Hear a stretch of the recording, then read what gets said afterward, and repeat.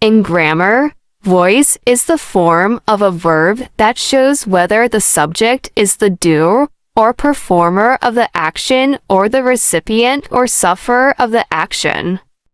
If the subject is the doer, the verb is in the active voice. If something happens to the subject, the verb is in the passive voice. For example, active voice, the boy opened the door. Here in the sentence, the verb opened is active. Passive voice, the door was opened by the boy. Here the verb was opened is passive. 5 basic changes.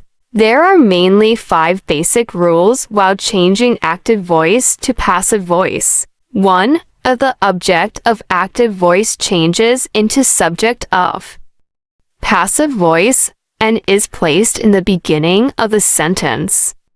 The subject of active voice changes into object passive voice and is placed at the end of the sentence. 2. The third form of the verb is used in passive voice. 3. Helping verb is placed according to the tenses of the sentences. 4.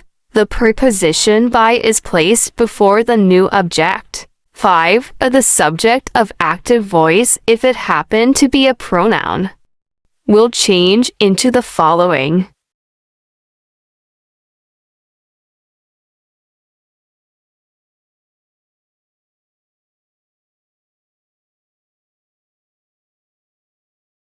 I have bought a car.